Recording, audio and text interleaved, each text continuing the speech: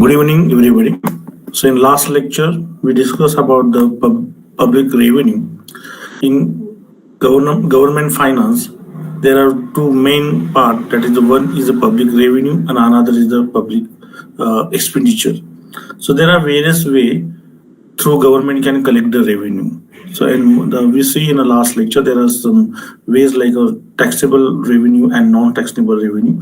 And in taxable revenue, we have the direct and indirect tax, and non-taxable revenue where we have the various sources where government can get the revenue. So, after the collecting the revenue, government have to think about the expenditures, or they have to think about the spending of that particular revenue. So, government spending is known as a public expenditure. So public expenditure, it means in simple language we can say that is a government expenditure. So government can spend the income in a various project or in a various scheme which is a welfare to achieve the welfare of the society, and that spending is known as a government expenditure or public expenditure. So basically the public through the government expenditure or public expenditure, they try to provide the public goods, and the public goods is the goods or services that can be consumed simultaneously by the everyone, and from each of one can be excluded.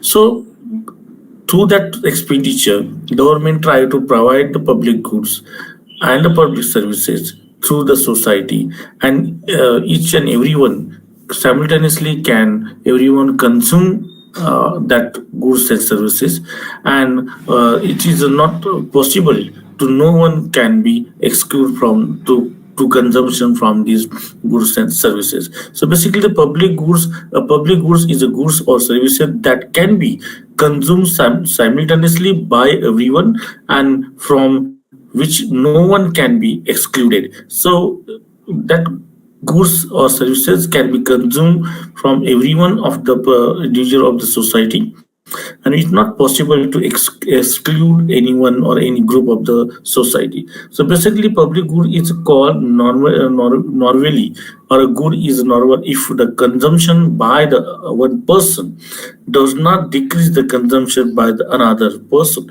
So public goods where if the consumption of the one person is not have any impact on other person consumption, but if one individual increases the consumption of a public goods, it not have any impact on decrease of the consumption of public goods to other customers. So public goods is that the no excludable. So there will be no excludable in a public goods. So basically, the free and rider problem is there. So public goods creates some free rider problem, because a free rider is a person who consume a goods without paying for it. So public goods create some free rider problem, and a free riders is a person who consuming good or who consuming the services but without paying anything of that goods price or service prices. So basically, the public goods is provided by the government, or by the we can say the body of center body or state body. So basically, the benefit of the public good. When we think about the benefit of the public goods, to calculate the value placed on a public goods, we use to concept of the total benefit and marginal benefit. So there is a total benefit and a marginal benefit while we calculating the benefit of the public goods. The total benefit is a dollar value that the person place on given a level of the provisions of the public goods, and the greater of the quantity of the public goods, the larger the person total benefit. So if the quantity of the public goods which is greater, or if the quantity of the public goods increasing, it will be total benefit a person of the total person benefit will be increased. Similarly, the marginal benefit is the increase in a total benefit that result from one unit increase in the quantity of the public goods. So marginal benefit, it means the increase in a total benefit that result from the one unit of increase in the quantity of the public goods. It means it's a marginal benefit of a public goods. So now we have to think about some characteristics of the public goods. So there are some characteristics of the public goods. First, they are non-revivables, or no one has been excludes right over the consumption from the goods. So there we no one can exclude right to consumption from these goods. Similarly, we have the second characteristic that they are the non-excludable, or if one person consume a goods, it is not possible to prevent others from the consumption it. So basically, if the one person consuming goods, it is not possible to prevent the others to consumption of the particular goods. So anyone can have the access to consume the good, or anyone can have access to use these goods and services which is provided by, which is known as the public goods. These goods are the collective consumption. So public goods are the collective consumption. We don't have the individual consumption. So collective consumption means the society consumption or group of the people consumption, we can say, and that consumption is known as the collective consumption. Next, we have the four characteristics of these public goods. These goods may not be produced through the free market pricing mechanism. So most of the time, such a product or such a goods are not be produced through the free market price mechanism. So the main goal behind the production is not to getting the profit. So or such a goods not produced for the market purpose. Okay, it will be produced most of the time. It will be produced, or it will be distributed for the welfare of the society. So they are the individual. So we can't make separate, or the public goods are individual. We are not able to make devise or make some partition or make some small pieces of the goods. So basically, they are the individual. The consumption of the public goods is always joint and equal. So consumption of the public goods is a joint consumption, or we can say the combined consumption, and its equal consumption is done. Next, we have the public goods create externalities and the differences between the social and the private benefit. So basically, public goods create some externalities, and it will be quite useful to the private as well as the social benefit. So people can enjoy the benefit of the public goods whether they pay from them or not, which is the so-called free rider problem. So basically, the people can enjoy the benefit of the public goods whether they can pay for them, or sometimes they are not paying anything but they are able to enjoy the benefit of the public goods. For example, we can take example like a defense services. We take example like some other legal services, that is judicial services, police services, which is known as a public goods, and everyone can get the benefit of that services. And some, if they are not paying anything, but they are getting some benefit. So there are some people, they are not paying any tax, but they are getting the benefit of that such a product or such a public goods. So that is the public goods. Next, we have that is a quite opposite term we have, that is the private goods. So private goods is quite opposite to the public goods.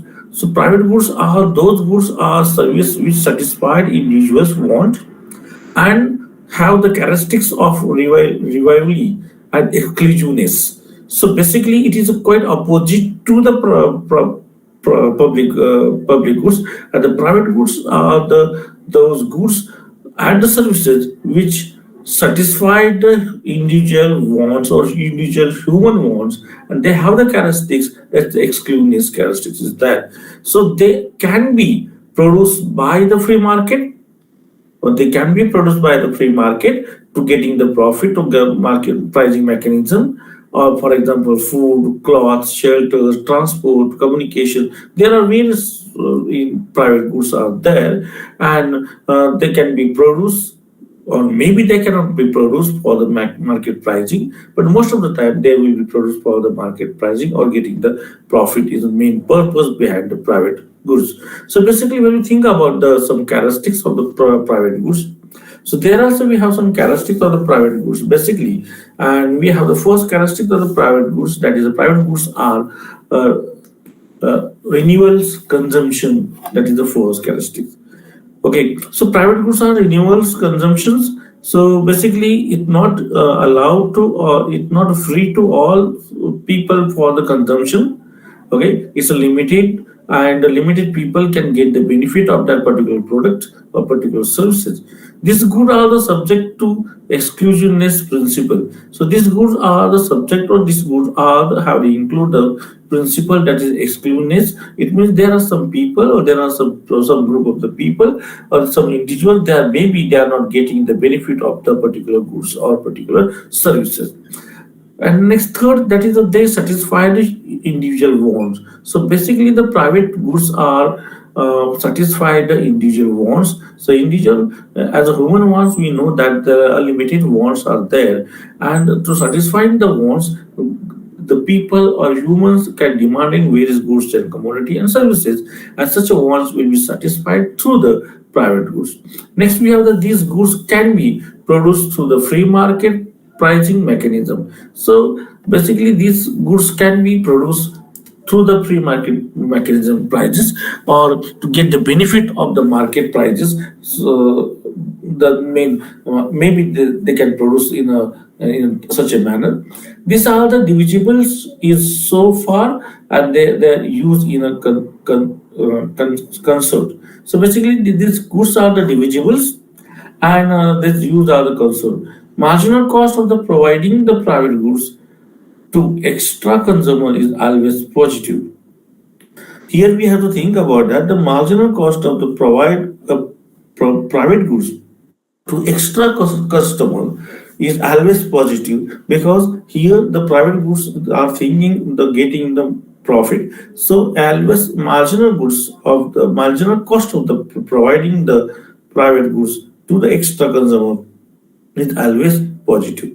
Next, we have the revival of the preference to consumer through the effective demand and the market price, which are the single of the producers to produce the goods and the individual wants. So basically, revival of the preference of the consumer, or preference of the consumer, or the effective demand of the consumer. It will be the producer can produce the goods and produce goods to fulfill the individual want. So basically, production of the goods of a private goods is basically depend on the effective demand, and similarly the preference of the consumer to fulfill their wants. So these characteristics we can see regarding the private goods. So here, in short, we can say the public goods and the private goods, they are the quite opposite to each other. Okay, and when we think about the public goods which is provided by the directly the central government or government, and the private good will be provided by the maybe individual, maybe some organization, maybe sometime government also. So basically, that good are charges some prices, and they try to cover their cost or marginal cost of the production through their prices.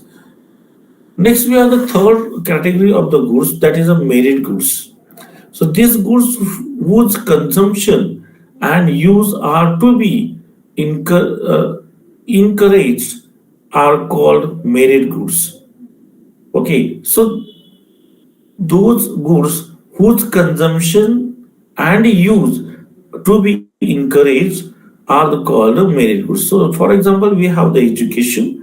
The education services is also known as a merit goods, because the consumption of the education services, government try to encourage the society to get the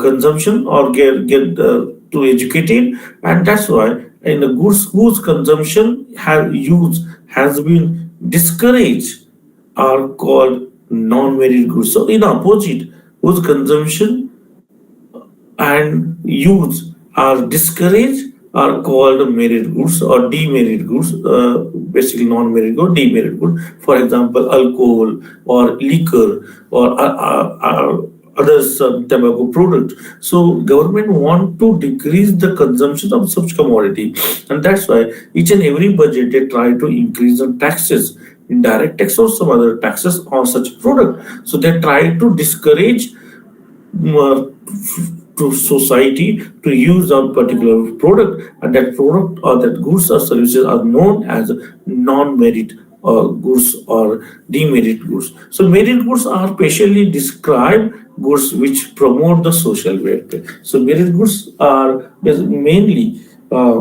describe the goods which are the promoting or which are the motivated the social welfare of the society. So basically that is the third part or third classification of the goods or which is available in the market. So it's known as a merit goods also, and that goods is basically the consumption of such goods is encouraged by the organization or by the central government or the government body. This concept was introduced by the first. Its concept was introduced by the R.A. Musgrave in 1959, and he classified the public goods into two categories. So basically, merit goods concept firstly introduced by the R.A. Musgrave in 1959. He classified the public goods into two categories. First, that is the social wants, and another is that second is the merit wants. So he can classify the public goods in a two main type, that is the social wants and the merit wants. So now we have the difference between social wants and merit wants. We try to discuss the difference between the social wants and merit wants. So basically, the satisfaction of the social wants provide the benefit to all, while the satisfaction of merit wants interferes with the consumption preferences. So basically, the satisfaction of the social wants provide the benefit to all, while all the individuals of the society or all the peoples. And similarly, in other side, the satisfaction of the merit wants which interferes with the customers of the preference. So basically, satisfaction of the merit wants is based on the customer preferences. Next, we have that is the social wants are subject to condition of one rivalry and non-executively, but merit wants may or may not be subject to these conditions. So basically, the social wants it means in the simple language we can say that the public goods, okay, and that are the subject to condition of the non-variability and non-excludability. So, but the merit wants may have the substitutional elements of the social wants, or they will confer the immediate benefit on those who are the immediate needed for them, like education, healthcare. Okay, so basically, social those are the merit wants have the substitutional element of the social wants, and they will confer the immediate benefit of these people, for example, education or health. But the community as will benefit because it become more healthcare or more education. So while the community benefit, that time we need more healthcare and more education is there.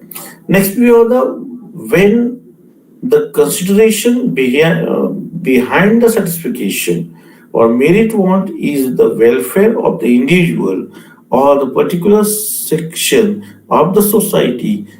The objective behind the satisfaction social want is the welfare in the entire society. So basically, the merit wants are able to achieve the welfare of the entire society because the merit wants is the welfare of the individuals, and all individuals welfare it means the society welfare. So basically, the main objective behind the merit wants to social want or merit wants to satisfy the welfare of the entire society. So that is also another differences we can see in social wants and merit wants.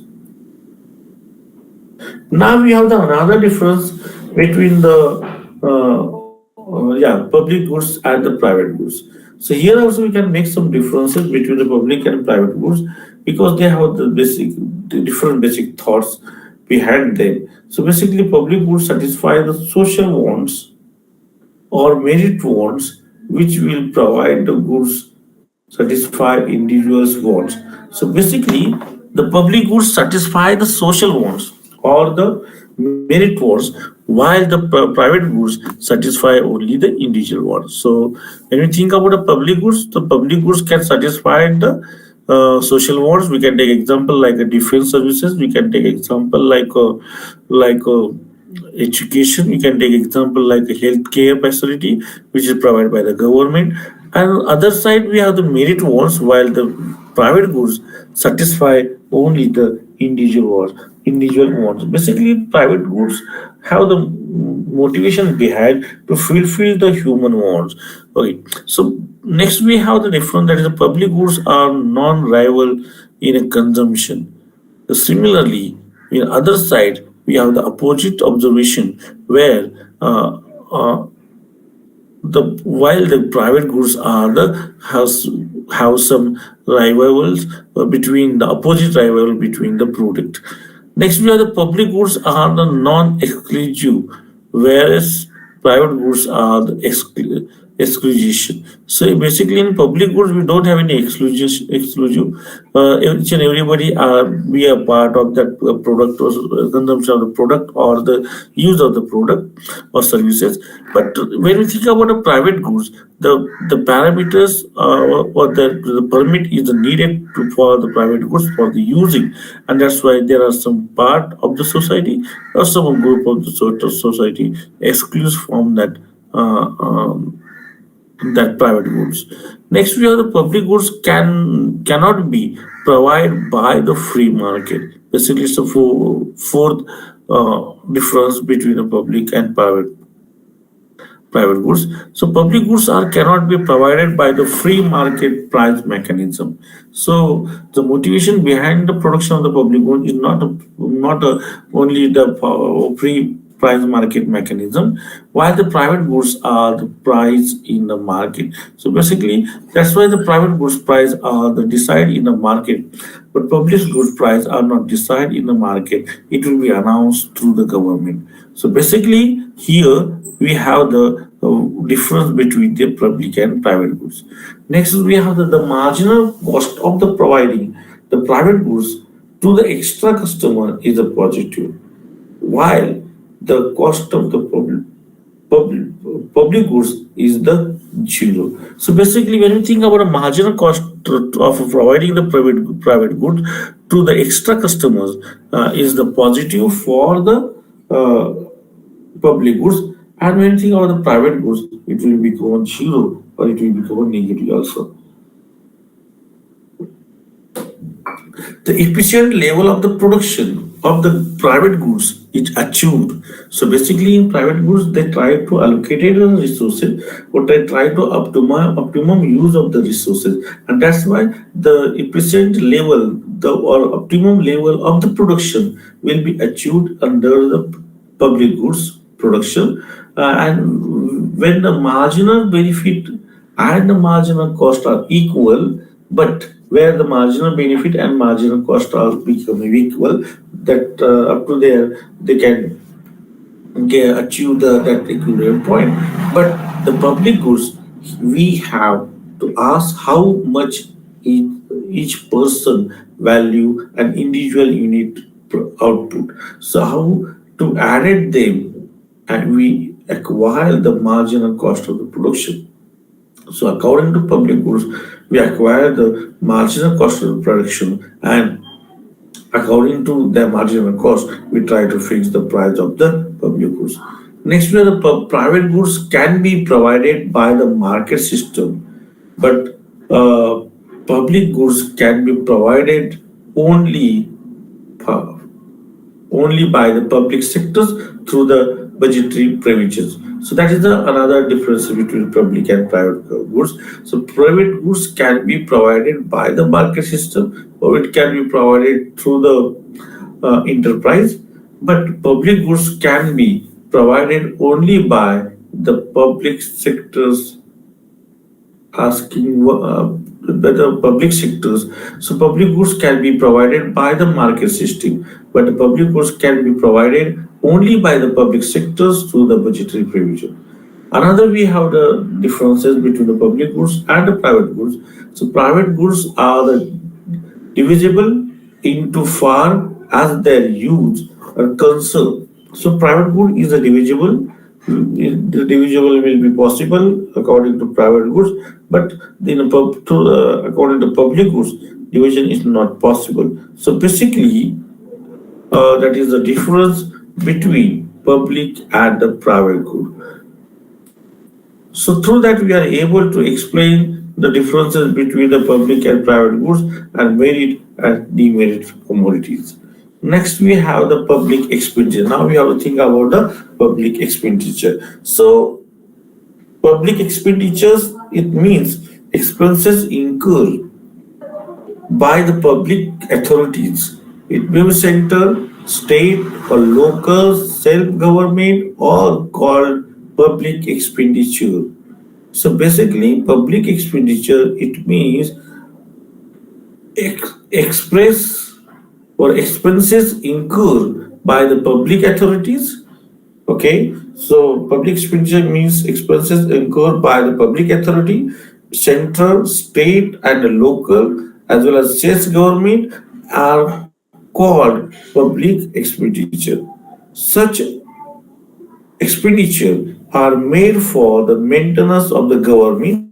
So such expenditure made for the maintenance of the government, that expenditure is known as administrative expenditure, as well as for the benefit of the society. Okay, that is a social expenditure, or similarly for the development of the society is known as the economical expenditure. So basically, expenditures means expenses incurred by the government, or they are spending some amount in a various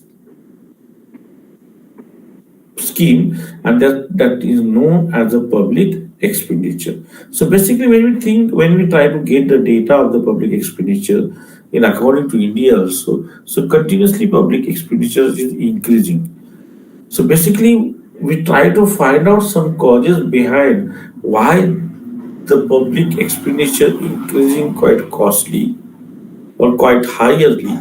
So there are various causes behind the public increase in public expenditure. So first cause we have, that is the size of a country and the population.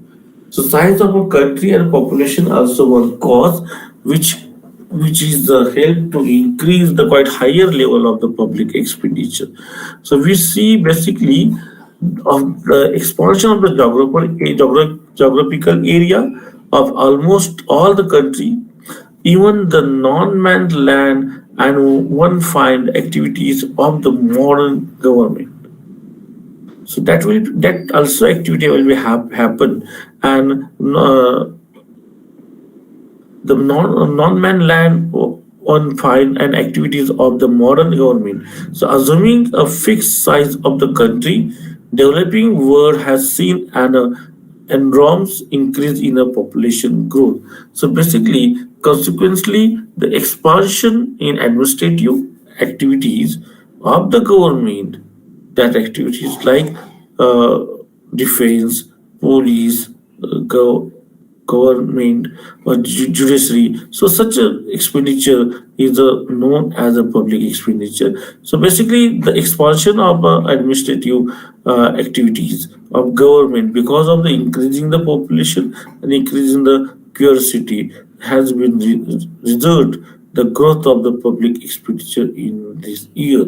So in particular year, when we try to find out the data of the India's public expenditure, and particular year, the India's public expenditure is quite increasing faster because of the that main point, to increasing the expenditure, because to increasing the basically population and as well as the uh, urbanization. So these are the first cause. Size of a country and the population is quite higher, and that's why public expenditure will be increasing. Or size of the country, which is quite higher. Next point, we have the defense expenditure. So basically, defense expenditure also government have to spending too much amount on equipment of the defense equipment, as well as the payment and the pension of the defense persons, and we have the uh, various types of the army. We have the army, navy, and air force also. There are a number of the people are working there, and the expenditure, this expenditure is continuously rising. In the terms of the dues growth of the public expenditure can be attributed to the threat of the war. So we don't have any great war after Second World War, but there are some small wars. So there are war will be happen, and our country also facing some war in 1960. It's 1948, 1962, 1972, 1999. So these that's why the expenditure on the defense will be increasing quite faster. And for the self-sufficient, or our army have to be become a strong army. So we need some modern technology, modern equipment, modern machines and others. So for that we need quite higher amount, and that will be cost to increasing the public expenditure, which is quite a greater rate of the increasing rate. So that is another second main issue why the public expenditure increasing fastly. Next, we have the that is the welfare state. Basically, in 19th century, the Polish state or Polish Raj will be finished, because before that, the classical economics thought will be have some pressure on a global economy, and the classical saying that the supply creates its own demand. So no, so each and every time supply is equal to demand. It may be goods, it may be services, it may be factor of the product, or it may be other things. So each and every time we can get the ideal situation where supply and demand is equal, and that's why no one have to need to interfere in the market. So they're reducing the role of the government, and they're thinking that the government have to do only the minimum role, that is they providing the security, that is defense services or police services, and legal services will be provided only by the government, and other all the services and goods and services which is provided by the capitals or provided by the market. And after that it will be don't, we don't have some inequality. But even a capitalist framework, the socialist principle are not altogether discussed, because in 1929 the world are facing the Great Depression. It's a Great Depression. It means where the supply is quite greater than demand, and the economy is not able to be equalized automatically. So where the Keynesian gives some new thoughts, and is saying that if you want to equalize the economy, if you want to reduce some economic problem, that time the government role or government expenditure is quite important. So welfare state or welfare economy, for the welfare economy or welfare state, government have to spend too much amount on social or economical or cultural project, which is quite beneficial to the government, and it will be created some social welfare among the society. So that's why the government verification or government expenditures are increasing continuously. Next, we have the economic development. For economic development, a modern government has a great role uh, to play in a shaping an economy. So basically, to shape economy, most of the time the country are the poor because the country is the poor. Okay, so our country is under in development, because under a poor country, because their income is less, and if they have the less income, so they are not able to save more amount, and if they are saving less, automatically it have the adverse impact on the investment, capital creation, and it adverse impact on the production, labor, and other earths. So basically, the economic development, the capital creation or capital or saving we needed, and that will be provided through the basically public expenditure. Most of the time, the basic expenditure needed for the economic development. In that basic expenditure, we or basic infrastructure, it will be include that is the power supply. It will be include road and transport supply. It will include from the railways expenditure, building the road or dams or some chemical factories or power factories. So basically, these are the basic things for the economic development, and this basic thing have to provided by the government, because in our initial stage of our independence, our private sector is not that much capable to provide infrastructure or good infrastructure to the private entrepreneurs or businessmen. So that's why the government have taken initiative, and they start some businesses in a head of the under the public sectors. It may be some power industries are there, mining is there, some steel industries are there, cement is there, so actively so fertilizer industry is there. So these are the basic industry or basic infrastructure which is created by the government. As for creating such a basic infrastructure, government need a quite larger amount of the money. And that's why public expenditure, amount of the public expenditure is continuously rising. Next, the rising of the price. When we think about inflation level, so inflation level, when we analyze our inflation level after independence, it will be continuously increasing, and that's why the rising price, it means the real income will be declined. A rising price, it means the cost of the uh, purchasing commodity or cost on the particular product will be also increasing, and that's why many times the project are not able to finish in a particular time frame, and that's why the cost of the project will be increasing continuously. So that will be this problem we can see in each and every department. But most of the time in Maharashtra, we see this problem in a basically irrigation department, where they start the project, and that time the project price is only 300 crore, but they are not able to finish the project within a time, and now the project price will become maybe 3,000 or maybe 5,000 crore. So it will be increase the price because of the we are not able to finish the project within a time, and that they need a quite long time of the period, and after some in long time in the future, the prices of the commodity, it may be cement, it may be some labor charges, it may be some other raw materials, some other charges will be increasing, and to fulfill such a requirement, the government have to spend too much amount to getting these tools. So these are the some and important factors which have the impact on the increasing the public expenditure. So basically, when we get the data, so getting the data is quite easy, because in online also we are able to get the data of public expenditure of central government public expenditure, and we can get the data. So basically, it's showing that the public expenditure of India, not only India, but those are the developing countries, or those have the developing process is going on, their public expenditure is continuously rising. Okay, because now we are adopting the welfare economies, because for the development purpose, or because for the fulfill of the uh, what of the increasing population. So that is the one important part which we analyze why the public expenditure increasing continuously.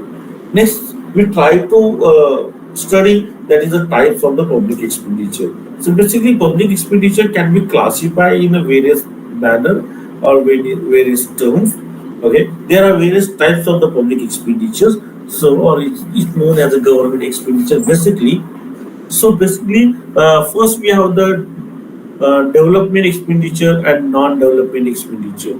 So, it's include in the development expenditures include that is the expenditure of the social community services or economic services. So basically, the expenditure on social community and economic services are known as a development expenditure. And other side we have the non-development expenditure where this includes the expenditure made on administrative services. Okay, so the expenditure made on administrative services, defense services, debt servicing, and subsidies. So all these things are the part of the non-development expenditure because this expenditure are not used for the directly used for the development for and it will be include administrative services or the cost of the administrative services or defense services where we have to pay spend the money in terms of the wages or pensions of the government servant on some stationery payment on the stationery or payment of other items also there. And similarly, debt servicing it means that we are taking the debt from the maybe domestic or international level, and we have to repay that debt. And the servicing of the debt also a part of the non-development expenditure. And last we have the subsidies. So subsidies also is known as a non-development expenditure. So that is the first classification or first type is the uh, development expenditure and the non-development expenditure. Now we have the another types that is the revenue expenditure and the non-revenue expenditure or revenue expenditure and the capital expenditure. So basically, revenue expenditure includes civil expenditure. Okay, it will be include general services, social and community services and economic services, defense expenditure. So all types of expenditure is included in a revenue expenditure. So basically, in a revenue expenditure, it will include all civil expenditures as well as the defense expenditure. So in civil expenditure, there will be general services which is provided by the government to the society or government to the peoples. There are some social services. In social services, maybe education, maybe some scholarship, or some other services, and the community services or and economic services are the part of the civil services. So basically, revenue expenditure it includes civil expenditure as well as the defense expenditure. Next, we have the capital expenditure, where capital expenditure compares the expenditure incurred on the society and the community development. So basically, this expenditure is incurred because the development of the society and the community or economic development, defense or general services. So basically, economic development or providing the quite higher services or higher tools of the particular sectors. It may be defense, it may be general. So basically, capital investment also a part of the also types of the public expenditure. So that is another type for the public expenditure. That is the revenue expenditure, and the other next is the capital expenditure. So after we have the next slide. In the next slide, in public expenditure, maybe we can classify in a planned expenditure and a non-planned expenditure. So basically, we know that after the independence, when we get the independence, we are adopting the plan, 5-year plan. Okay, and we have the 1951 to 1955 is the first 5-year plan. So basically, planned expenditures falls under the two broad heads. First, that's the revenue expenditure and capital expenditure. So basically, the planned expenditure, it will be include the revenue expenditure as well as the capital expenditure. The former comprise interest rate or defense expenditures, subsidies, pensions, and other general services. It may be like health, education, economic services like agriculture, energy, industry, transport, communication, technology, and the environment. All the expenditure are included in the non-planned expenditure. Similarly, in other side, we have the planned expenditure. So planned expenditure it means that we have some plan for the expenditure. So expenditure on agriculture, it's expenditure on rural development, expenditure on irrigation and food control or energy. So all type of the expenditure which is needed for the development, but it's done for the main purpose of such expenditure is the development purpose, and such expenditure is known as a development expenditure. So it will be include development of the rural development, expenditure on the irrigation project, expenditure on food control or energy or industrial minor resources. So all the expenditure are included in a plan expenditure. So that is the another classification is the plan expenditure and the non-plan expenditure. Now we have to move in the new slide where we try to study the some principle governing principle of governing public expenditure. So what are the principles behind the expenditure of the government? It may be central government, it may be state government, or it may be local bodies also.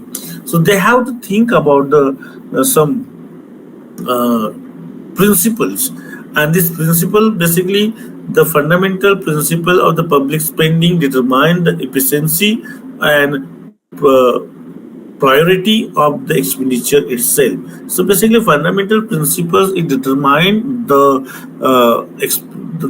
efficiency as well as the priority of the public expenditure. So here we have the various basically that is a one economist friendly Siraj has laid down the following four main canons of the public expenditure. And canons it means a principle of the public expenditure. And fourth canon or first principle of the public expenditure is that the benefit principle of the benefit. Second, that is the principle of the economy. Third one, that is the principle of the sanction. Fourth, that is principle of the surplus. So this fourth principle is quite important while government are thinking about the or government doing their expenditure activities or spending activity. So now we have to discuss one by one the principle. So first principle we have that is the benefit principle. So basically the benefit principle, yeah, according to this benefit principle, the public spending has to be made in a such a way that is confers the greatest social benefit, or it will be get the greatest social benefit. Or in other words, we can say the public expenditure must not be graded in such a way that is the provides benefit to the particular group of the commodity. So basically, while the government doing the public expenditure activity, that time they have to think about to get greatest or maximum social benefit. Now, similarly, in other word, we can say the government, while they're doing the public expenditure, so they don't think about the some benefit of the particular group of the society or particular person. So this public expenditure is to be made in the twice direction where gender benefit rather than social benefit follow in. So basically, while the public expenditure it has some direction and they can choose the direction instead of the that is the individual benefit, they can choose the direction that is gender benefit, or they have to think about the social benefit rather than to think the specific benefit.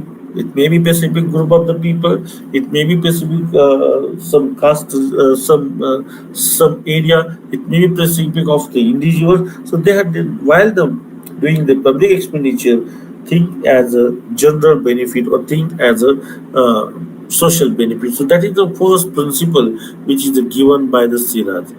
Next principle we have that is the principle of the economy. It is the refer to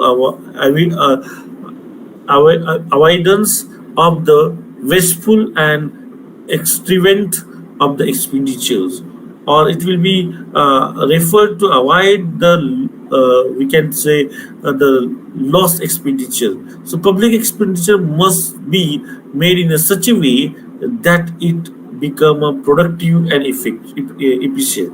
So while the public expenditure have to must be made in a such a way that time we have to think about the productivity as well as the efficiency of particular product or particular project or particular area where government can spending some amount. So basically efficiency in a public expenditure is required economic of the expenditure.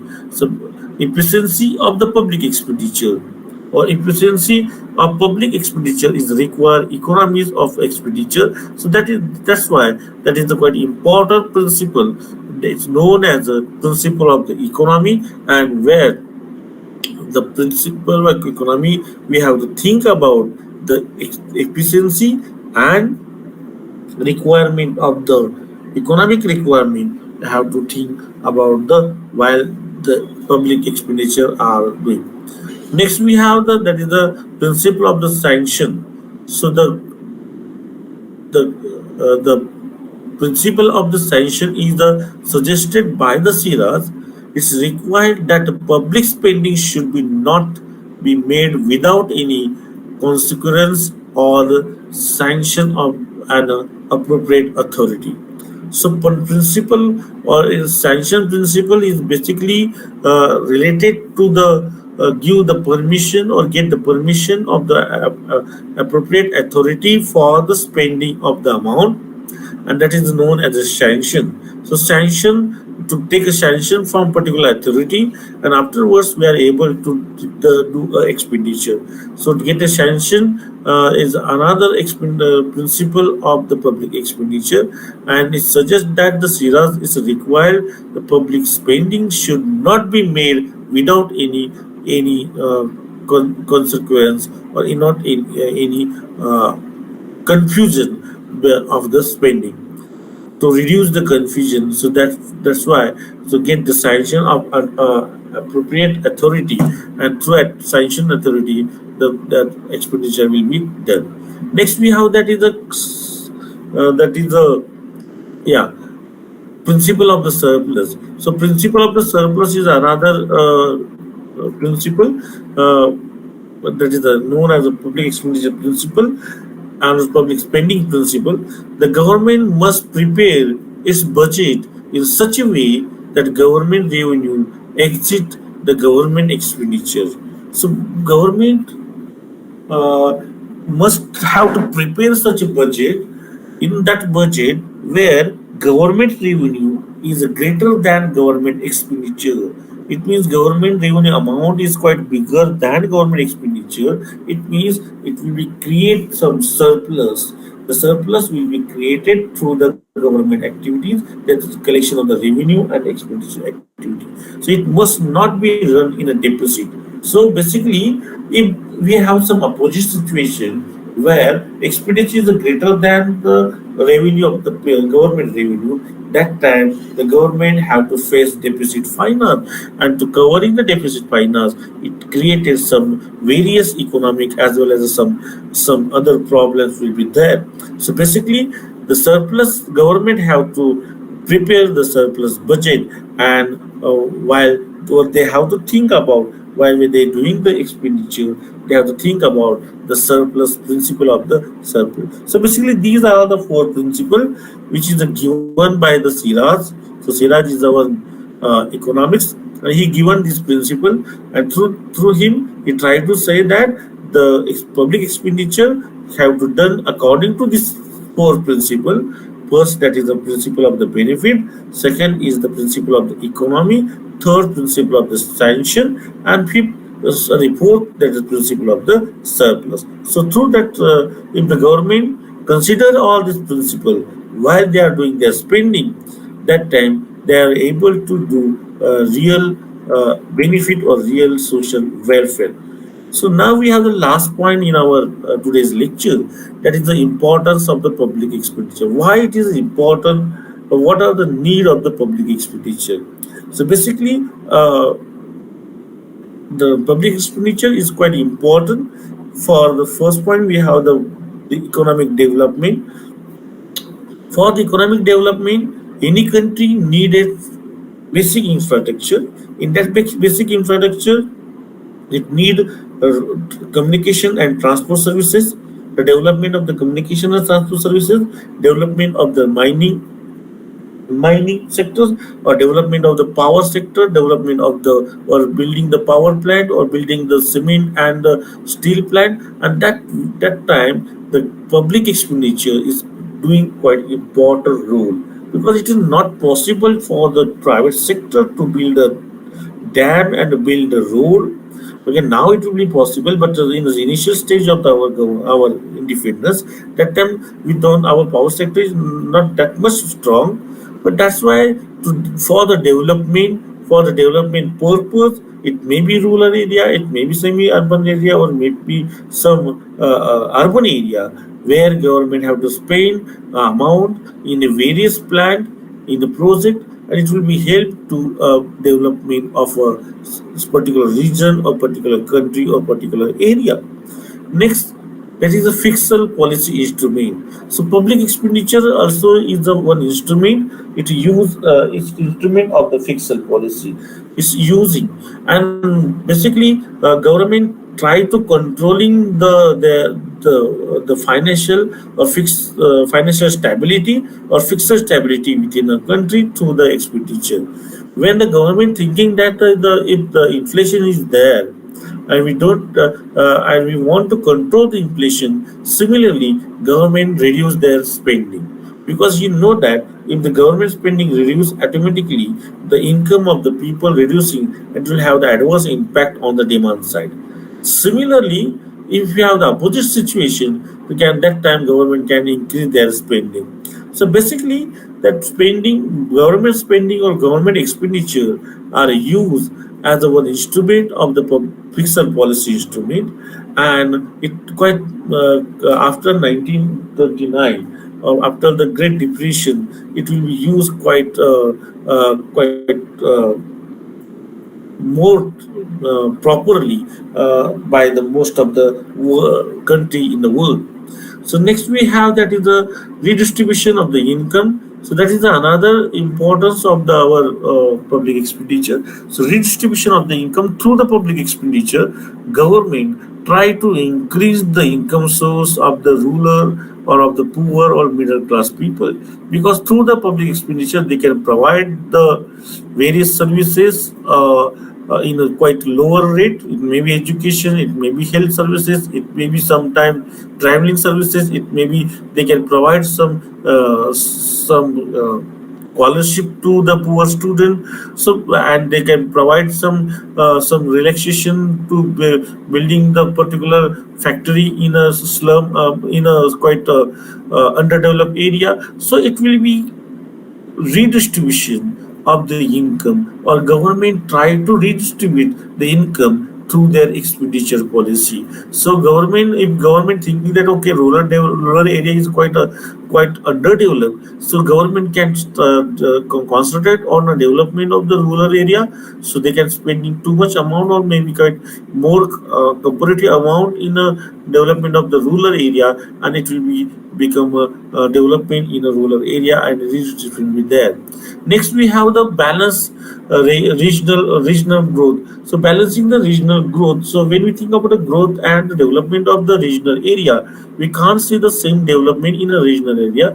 There is some unequal development we can see in a regional by regional. So balance this growth. That time government have to do some public expenditure, and through that expenditure government try to create the regional balance. So where where area, the where this particular area, if there is not development, or people or the industry are not ready to go there, so government try to give some the motivation to the industry or industrialist, or the government try to build some basic infrastructure, and that will be help to the reduce some gap between developed region and underdeveloped region. It will create some equality between the developed and underdeveloped region. So that is the part of the that is the importance of the central government public expenditure. So now we are in a position where we have to conclude our lectures. So basically today we try to discuss about the public expenditure or the government expenditure, and basically government are expend their amount in a various goods and services, and these goods and services can be classified in the public goods, private goods, merit goods, demerit goods. Okay, as afterwards we try to explain the difference between the public and private goods, difference between merit and demerit goods, and similarly we try to explain the why the public expenditure is increasing quite faster.